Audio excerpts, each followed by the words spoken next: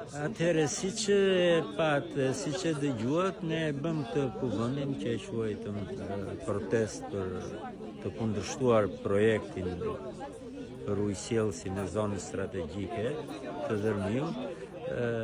Është një projekt i papranueshëm, është skandaloz projekti, shikon vetëm interesat e zonës te i qafës se kemi quajtur ne, edhe nuk merr parasysh fare interesat e fshatit edhe të krajinës.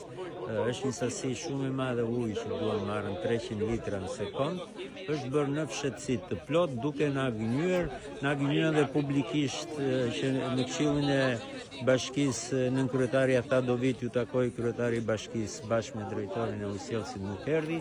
U gënyem nga kryeministri që tha që do shihemi në një televizion lokal, do ballafaqohemi me kryetarin e Bashkisë edhe me drejtorin e ujësjelljes kanalizimeve, me një përfaqësi nga ana juaj, do ndërhyj dhe unë online, nuk ndodhi asgjë, edhe jemi në këtë situatë që ne protestojmë kundër këtij projekti.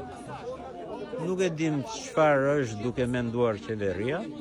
Është bërë shumë e njohur që këtu erdhën forcat shumëta policie dhe djemtë e fshatit e çan kordonin e policisë dhe i pezulluan punimet.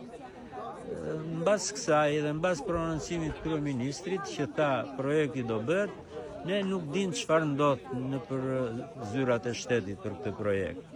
Ne jemi gati që ta përballojmë forcën e shtetit po me forcë.